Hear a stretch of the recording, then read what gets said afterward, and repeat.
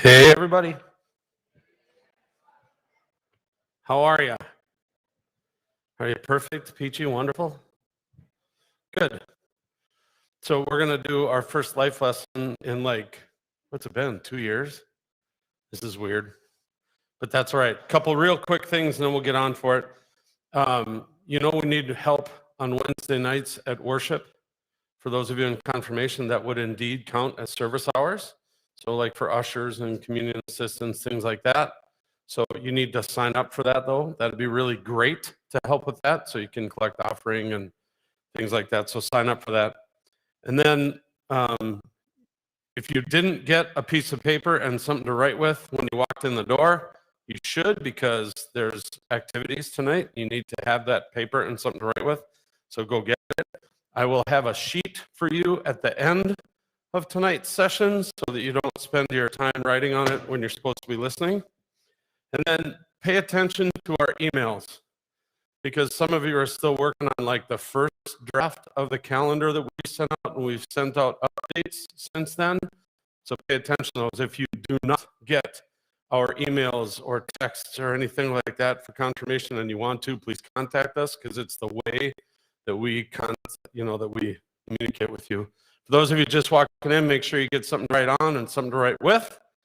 And I am going to now introduce Tony, and I'll have him tell you everything that you need to know about who he is. So give him a round of applause.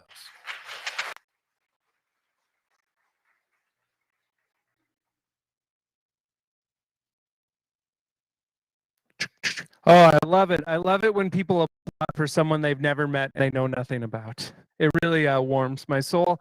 Thank you so much for having me. I get to present a little bit for your life lesson this September. I'm very excited to be here. And here's what I want to do. Well, I'm not just a sit and talk at you speaker. I'm an interactive speaker. So we're going to interact a little bit. I hope that's okay. Right now, I want you to look down your row right now. Look at this fine people that you are sitting next to.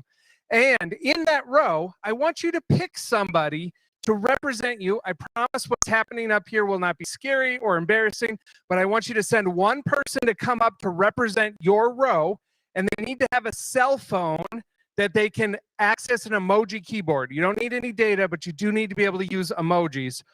All right, you have 15 seconds to send that person up. Pick who it is now, and come up here, friends. Oh,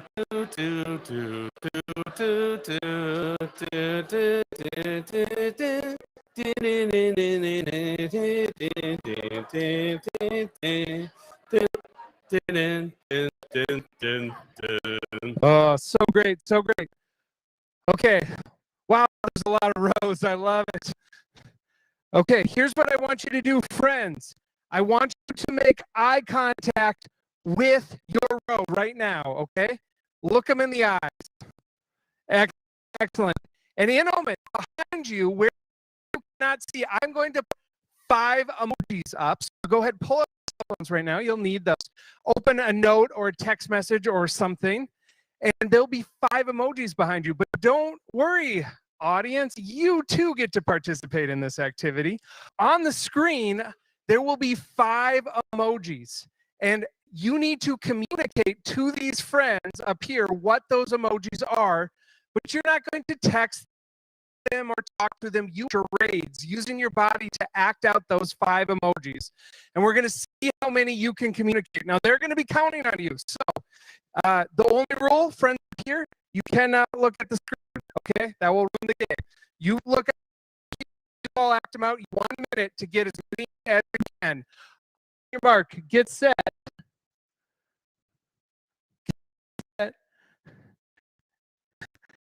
All right, and one more time. Okay, put the emoji in, no talking. Put it in there once you figure it out. Feel free to stand up, friends.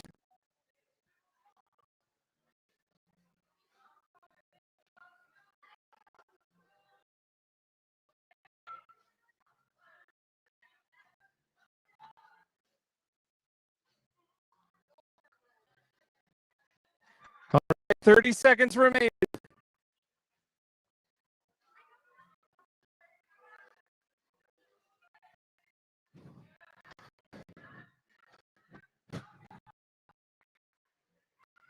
Ten seconds.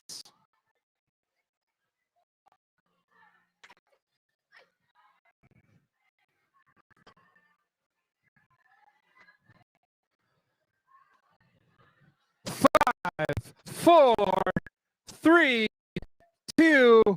All right, time's up. Good, pull down the excellent. All right, friends here, go ahead, look and see did.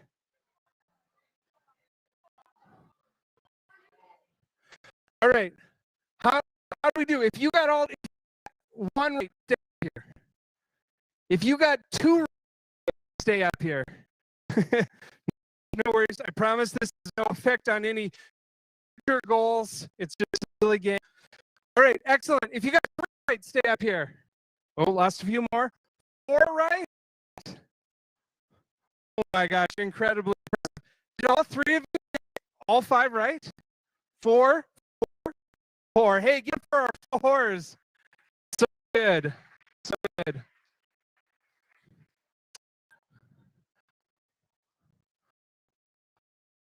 All right. Oh. Friends who was that a little stressful? Not going on, a little bit of energy, trying to like get you to do things. You're not sure what's going on. Oh, I know. It's okay. I'm going to explain who I am in just a minute, but first, a question for you. In the last 12 months, has anyone in the room felt a little bit of stress, a little bit of anxiety? Okay. How about in the last 12 months, has anyone felt like a moderate amount of stress and anxiety? A few of us, okay. And in the last year, has anyone felt a lot of stress? Yeah, a few of us. Well, look around. We're not alone. There is a lot of stress in our modern life. And so we're going to be spending the next half hour or so talking a little bit about what is stress, what happens with stress, how do we kind of think about stress, and how does it affect us. But before we go much further, I would be remiss to introduce myself a little bit because I'm talking at you, and I think it's helpful to know a little bit about the person who is talking at you so you know a little bit about their life. So we'll just fly through these slides. Go ahead, put the first one up. Maybe? All right. So I'm a DJ. I'm a DJ. That's what I do for a living. I play music. and I get to go to wedding dances and school dances and hang out with teenagers at places like that. And I love getting to be a DJ. Would you like to know a professional tip on how to get a DJ to play the song that you'd like them to play? Number one, make sure the song is appropriate and they can play it. And number two, make sure, here's what you do. You send up a friend to request the song. Then 5 minutes later, you go up and request the song. And 5 minutes after that, you send someone else to request the song. And the DJ will think, oh my gosh, the people here love this song, and they will be most likely to play it. Works 50% of the time, 100% of the time. All right, next thing about me is I am very fortunate. I get to work at a summer camp called Summer Festival, and I get to lead the programming. It's a Christian camp in Minnesota where we have a couple hundred teens come every summer, and it's one of my favorite places on earth, and I love that I get to spend the summer working with young people. All right, next one is... that's what I looked like in high school, huh? Pretty cool hair. Okay, it was gross. Let's just be honest, real talk. It was gross. And I don't know how many of the young people out there have felt levels of anxiety at school, but that's who I was. Like, I had this hair and it was gross and whatever, but in school, I just remember being, particularly when I was in high school, overwhelmed with chemistry. For whatever reason, my brain did not understand chemistry and moles and how all the chemicals mix together and all of that. So that was really hard. And so as I've been thinking about that, I wish I had been equipped with some tools to help deal with that in high school. And so the hope today is that those of us who are struggling with stress and anxiety will have some tools. The picture up there, that's my wife. Everyone go, oh. Oh, yeah, that's Lacey. She is just an awesome person. She's a social worker helping people get out of addictive relationships with drugs and alcohol. And I love her, and she lets me go away for days to go do this kind of stuff. So she's great. All right, last little bit about me. Okay, look at this photo. It's me surfing. Don't I look awesome?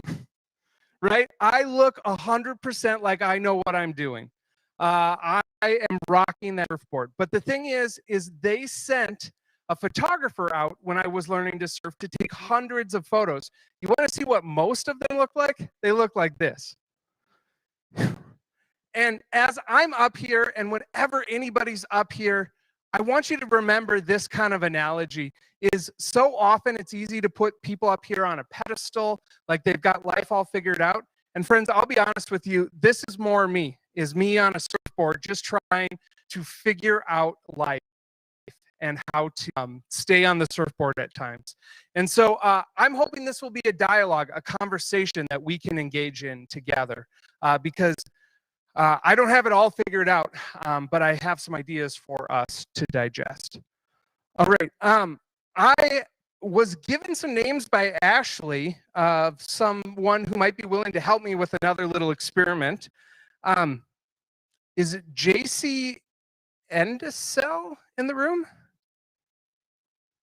Oh, JC, excellent. Give them a round of applause.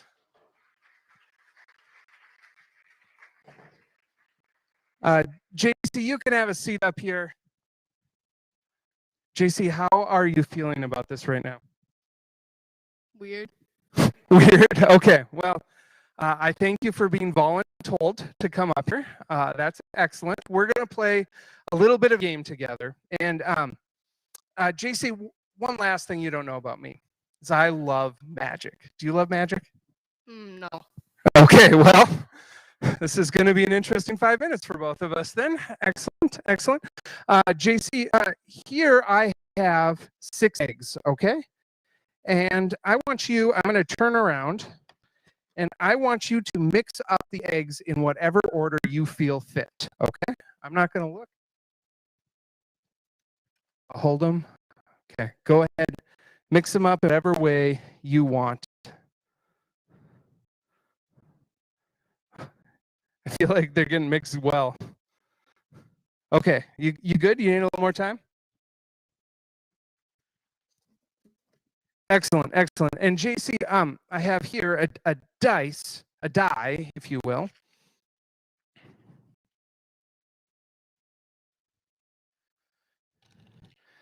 And what I didn't tell you is that there are 6 eggs here. 5 of them have been hard-boiled, and 1 of them is raw.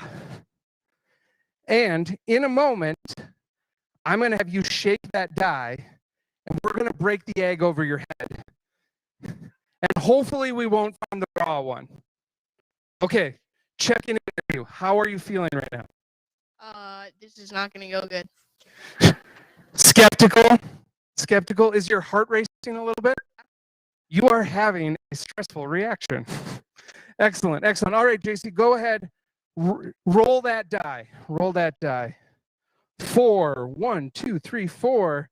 Okay, here we go. Oh, don't worry. That was a hard-boiled one. All right, roll that die again. Keep rolling until you get a new number. 3. Excellent. Here we go. Looking good, looking good. Okay, JC, there's 4 left. Checking in. How are you feeling? This is not gonna go good.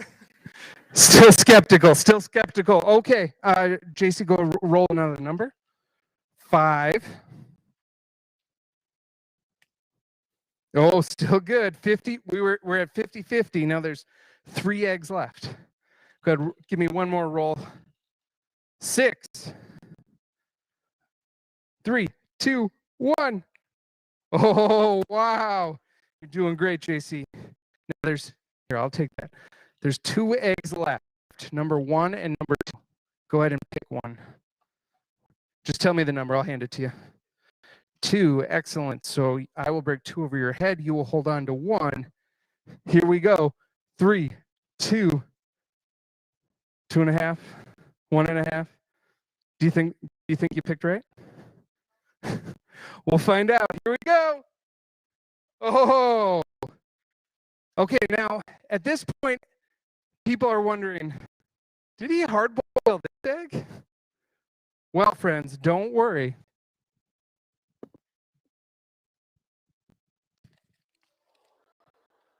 I got it all over myself, but it was raw. Hey, give JC a round of applause, the magical JC. Now, JC, before you go, I just want you to think about some of the feelings that you were feeling right then. Okay? Can just take a moment, take a breath. Okay, what was going on in your head and your body while you were a part of this experiment? I did not want to get the egg on my head. Do not want to get the egg on your head. Was your heart elevated? Was it kind of racing? Yeah, a little bit of that. And how are you feeling now that there is no egg on your head? Happy.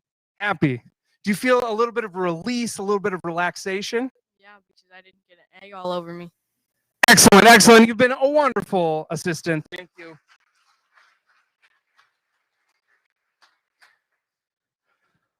All right. So, why did we just do that? We wanted to demonstrate a little bit of what happens to our bodies during stress. I just wanted to give you a moment now to turn to a person next to you, and or a group. It could be 3 or 4 of you. If you're with your family, have a family discussion. We're really going to dive into this stuff, and I want you to answer the question: how could someone who doesn't know you very well know that you are stressed? Go ahead and take a minute and discuss that.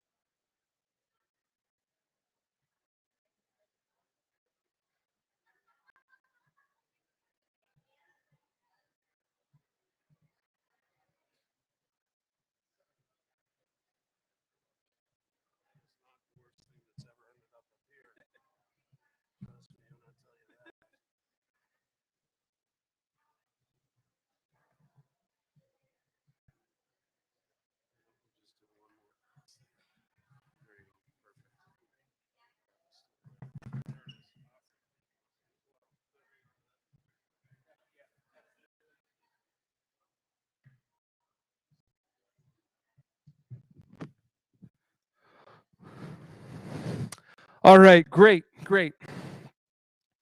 A quick disclaimer as we dive into this. Here's what I am. I am a professional communicator, a student of the brain, and someone who cares a lot about the mental health and spiritual health of young people.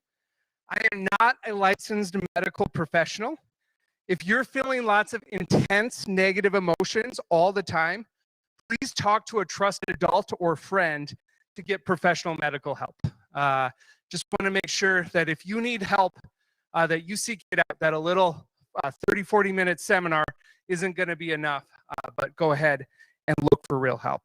Okay, so here's my little thesis, is today my goal is to teach you something about why our bodies act the way they do when they're stressed, convince you how we approach stress matters, and to equip you to hack your brain into, oh, it's up there, excellent, your brain's response to stress.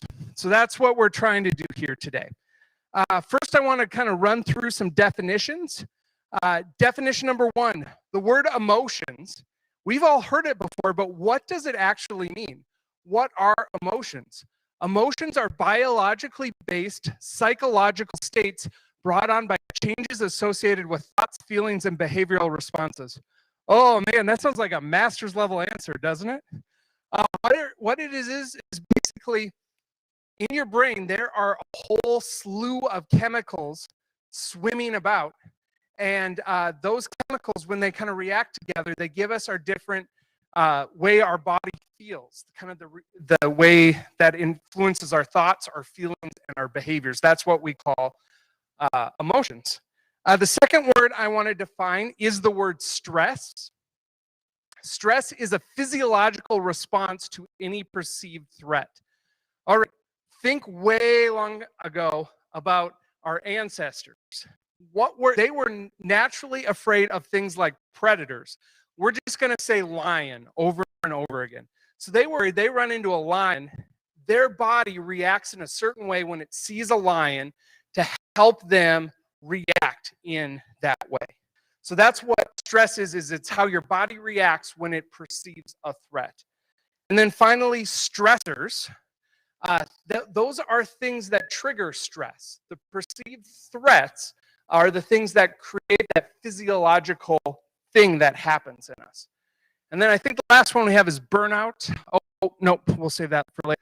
Okay, so there's kind of three levels of on the stress spectrum, right? We've got calm, we've got eustress, and we've got distress. And it's interesting because you'll see that on one axis is like the level of stress, how intense that level of stress is. And on the right-hand side, we have our productiveness, how much stress helps us be productive. And you'll see it's kind of like a chart, right? Where when things are calm and relaxed, we might not be the most productive, but there's a low level of stress. There's kind of a sweet spot in the middle that forces us to grow. And then there's distress, where it starts to impact both our productivity and our general health. All right, and then burnout is when a feeling of stress and anxiety lead to a combination of depersonalization, a decreased sense of accomplishment, and emotional exhaustion when we think about the things we have to do every day. So what is that like? You know, when you've had just so much going on where you just don't feel like connecting with your work or being around people, or you're just emotionally exhausted, that's burnout. And I dare say a lot of us probably in the last 18 months have experienced some level of emotional fatigue or disconnection because of all of the external stressors, the perceived threats on us. Okay, so why do we get stressed? What's the point? Why did God wire us to feel stress? Well, like we talked about, there's kind of two reasons. And the first is the predator, right? Our body sees a predator and reacts in hopes of helping us fight or flight or freeze. And go ahead, check out this video that explains a little bit more about that concept. We all do. Everyone experiences anxiety in some way or another. It's something that connects all of us together. Why we feel anxiety and what it relieves, that makes it hard. We've brain senses you're in danger, a little piece of it, called the amygdala, kicks in. It gets your body to react. That could mean fight, run away, or shut down. It's called the fight, flight, or freeze response. This reaction goes back millions of years to our distant animal ancestors. Animals whose amygdala were more sensitive to danger were more like us and our community. For millions of generations, this developed into the system we all know as anxiety. So you see, anxiety itself is not all bad. But when there's no immediate life or death threat, and your amygdala keeps telling your body that you're in danger, that's when anxiety becomes a problem. Your amygdala doesn't know the difference between getting and public speaking or failing a test. Human society has only existed for a relatively short time. It's messy and complicated and confusing, and our amygdala just haven't had time to catch up. So sometimes, when we're in uncomfortable situations, our brains may nervous and overreact. Our hearts beat faster and we breathe heavily, pulling more oxygen into our bodies. The muscles in our arms and legs tense up and fill with blood. Our skin perspires to cool us down. This would all be great if we needed to fight or run. Instead, we just feel tense way. Sometimes our minds go blank and we feel like we can't move or talk. That would be great if we needed a hug. Instead, we just feel stuck. When things trigger our anxiety, sometimes we try to avoid them, like our ancestors avoiding a predator. But that can cause problems when those triggers are important parts of life, like going to school or meeting new people, things that won't just give up and go away. So how does knowing all this help? Well, it starts with remembering what's really going on. There's nothing physically wrong here. It's just your amygdala trying to tell you it thinks you're in danger, even if it gets confused about how much danger you're really in. Understanding why we feel anxiety is an important step in learning to manage it.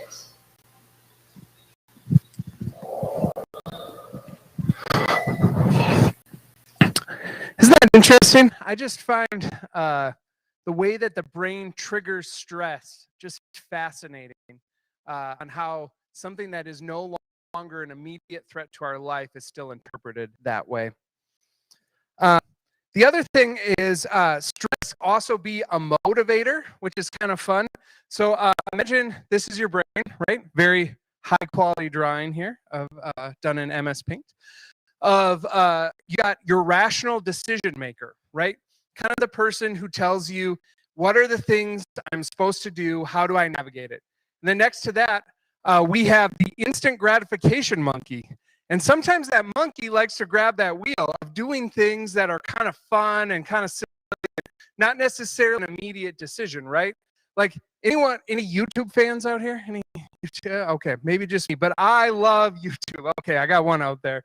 And you know, that algorithm has me figured out. Like it knows exactly when to suggest the next Marvel theory, the next magic trick, the next whatever.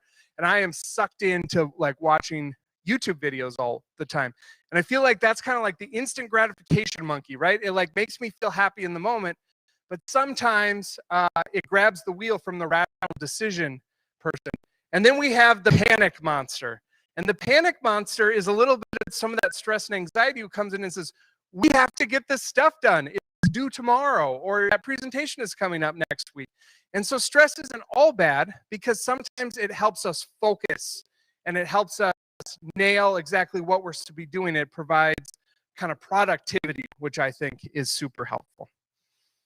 Okay, so I want you to turn to your neighbor and your family, the people you're around, and I want to talk about what is one new or interesting thing you heard on how our bodies handle stress. Go ahead and discuss.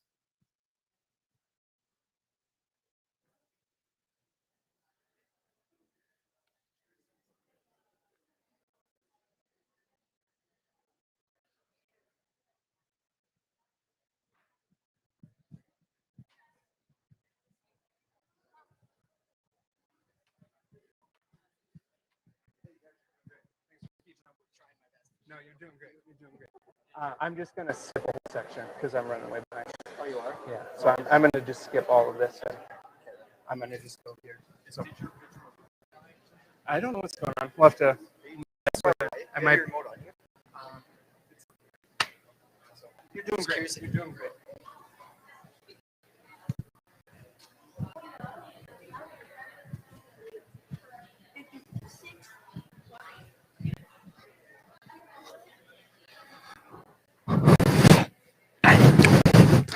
All right, so we talked about burnout, if you remember, that feeling of being overwhelmed, sometimes known as like that freeze moment where we're just disconnected.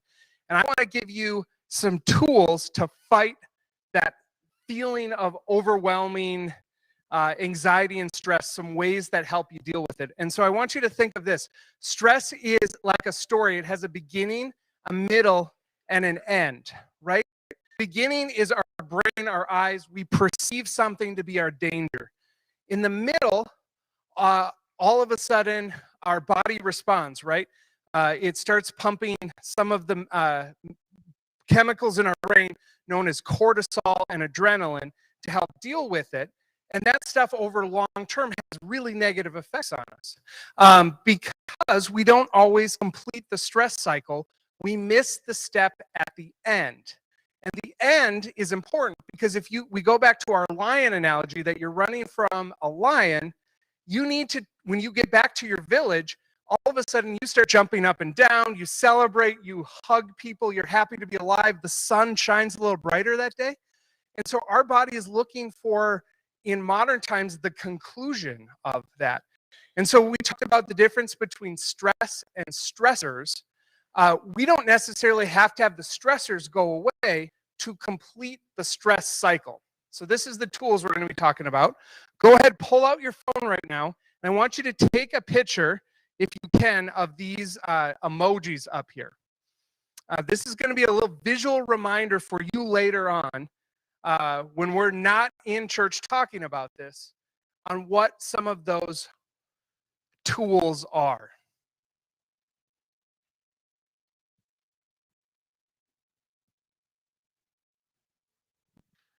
All right, I'll give you another 15 seconds here.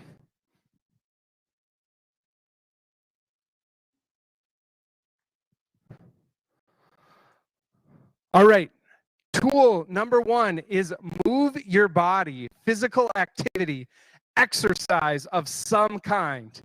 And I don't know about you, I hate running. Does anyone else hate running? Yeah. That like stresses me out. It's like, okay, Tony, if I want to deal with the stress, I got to start running. Not saying that.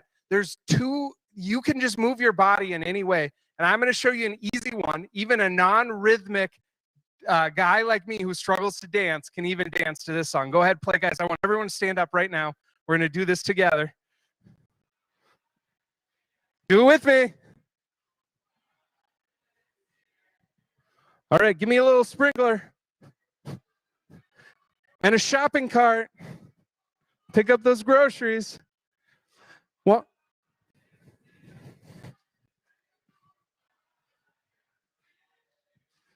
so easy, right? Find a song, anything you like. You like thrasher metal? Great, do this to thrasher metal. You like punk rock music? You like country? You like Western? What? You can sit down. Whatever you want, just getting up and moving your body helps complete that stress cycle, tells our body in our body's own language what it means to have successfully avoided the stress. Okay, here's another one you can do really easily, is go ahead and tighten all of your muscles up. Try and make yourself as tense as you possibly can in every muscle and joint in your body, and hold it for 10 seconds. Here we go. Tighten up. And let it go. So whenever you feel yourself, your heart kind of elevating, just a simple exercise of tightening your muscles and letting them go. Okay, tool number one. So the first one, physical exercise, physical movement of some kind. Doesn't have to be a lot. Can be walking or dancing for a little bit. Breathing, okay? I'm going to lead you through a simple breathing exercise, just getting extra air into your lungs and your heart and your body can help calm some of that stuff. So we're going to breathe in for 5. We're going to hold for 5. And then we're going to exhale for 10. So breathe in with me. 1, 2, 3, 4, 5. Hold for 5. 1, 2, 3, 4, 5. And exhale for 10. 1, 2, 3, 4, 5, 6, 7, 8, 9, 10.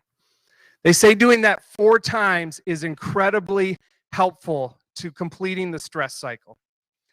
Okay, the third one, positive social interaction. Who has craved this in the last year? Oh, I have. I have felt like my social skills have deteriorated some because of the lack of being around people. I don't know if anyone else has felt that. So sometimes I just need to have a positive experience with another human. So here's what I want you to do. I want one person in your little group who you've been chatting with to tell a story about last weekend, something good or something bad. And I want the rest of the people to just listen and nod. Don't ask any questions. Don't tell any stories yourself. Just listen. And then after they're done, tell them what you think how they were feeling during that story. It's empathy training. Go ahead.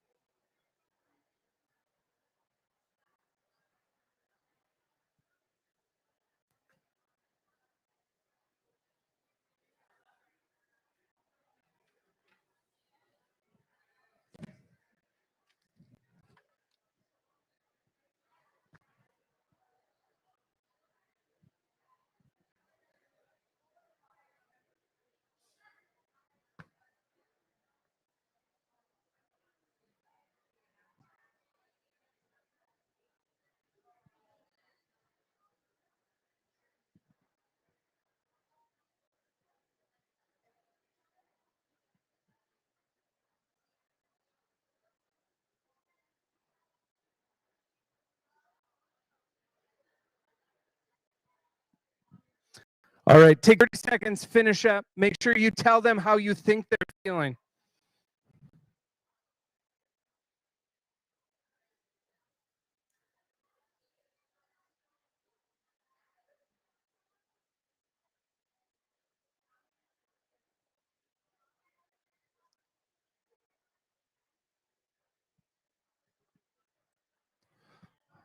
All right, great. Come on back.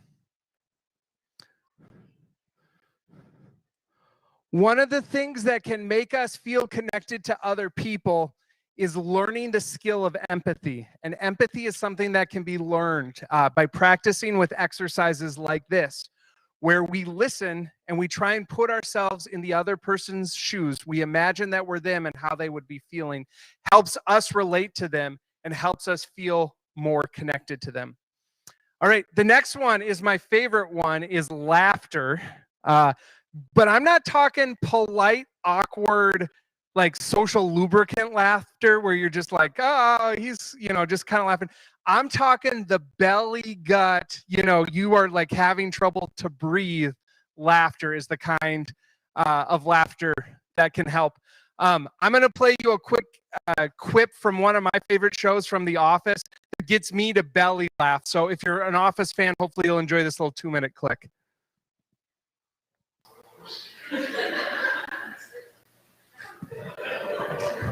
Oh, it's good to laugh. But that's the kind of laughter I'm talking about, is finding the show or comedian or something that just allows you to like belly laugh, and that releases some endorphins, that releases some serotonin in your bloodstream, and it helps relax you. It helps complete the cycle. Okay, we're going to fly through the rest here because I know I have just a couple of minutes left, but I want to make sure I give you all 10. So the next one is physical touch. Specifically, they say hugging is great, but I'm not going to make you hug if you don't want to. But everyone stand up right now and find someone you're comfortable hugging, giving a fist bump, a high five, but some kind of physical touch.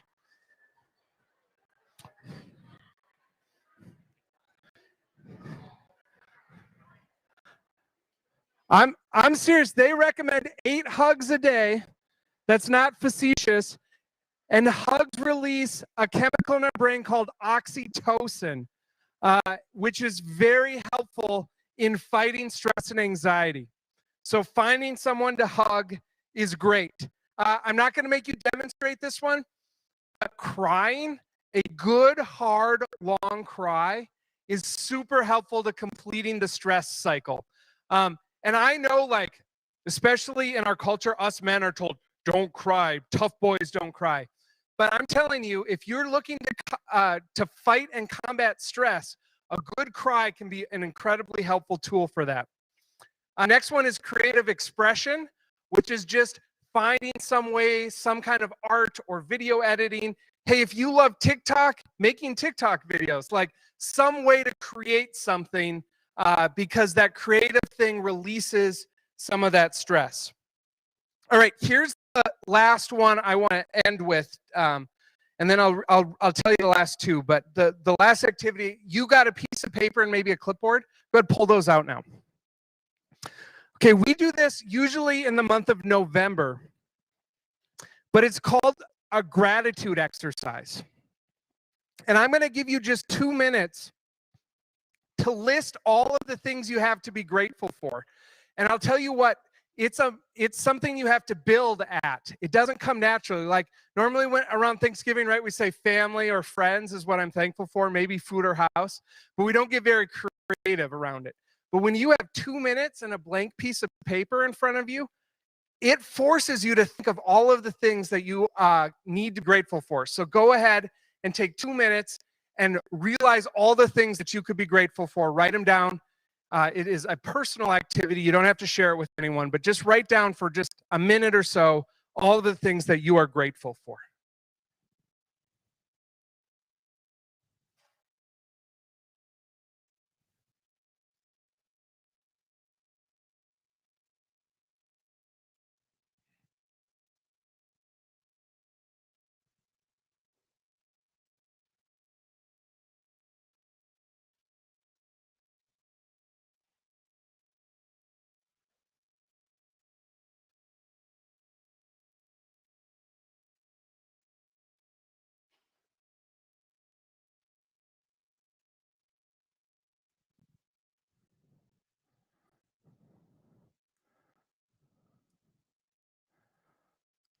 See if you can write down 5 more. See if you can push yourself to come up with 5 more things, little things, big things. See if you can come up with 5 more.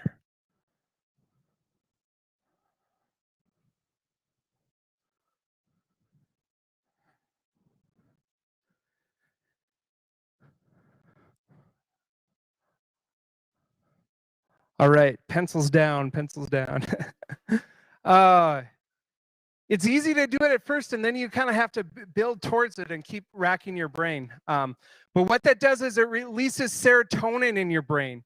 It helps you realize all of the great things in life that you have, and it helps reframe our perspective. So that can be an incredibly helpful tool in fighting stress and anxiety. And then the last one I'm going to give you is, I'm going to give you 2 more. The other one, and don't worry about playing the video behind this one, guys, is accomplishing something is super helpful. Gives you a little hit of dopamine, but checking something off your list, that's what the check mark is. And then the last one is the cross. And I think this is super helpful, is to remind yourself that you are a beloved child of God. And so right now, if you will, make the sign of the cross on your forehead to remind yourself that God loves you, period. No matter what, period, God loves you. And reminding yourself of that, that you have inherent value in just being and existing is one of the most beautiful messages we can hear from the church. All right, friends, I'm going to say a prayer for you, and then you have like 3 or 4 minutes to fill out the reflection sheet that you can get back from Pastor Bob. So will you pray with me? Jesus, thank you for giving us tools to deal with stress and anxiety. And Lord, I pray that these tools would be helpful, that maybe someday that we're scrolling back through our picture roll and we see those emojis and think about the ways, some of the tools that you equip us for. I pray for each one of these friends that they would reach out to their friends, to their family, to feel support, that they would find some physical exercise, that they would laugh, Lord, and that they would just ultimately find a place to believe and belong here at church. God, thanks for this Wednesday. It's in your name we pray. Amen. Amen. All right, friends, you can go get a sheet in the wait, no. back. They Oh, gotta sorry. sit for a second. Okay, there's these sheets back here. That's a reflection sheet for the life lesson. Please put any extra paper and writing utensils back in there. And then, of course, we have worship at 6:30. So, what a great opportunity to get a sermon note in. Shameless plug for confirmation requirements. So stick around for worship. Let's give Tony a round of applause. Yay. Okay, 1, 2, 3, go. Go, go. The band's got to set up.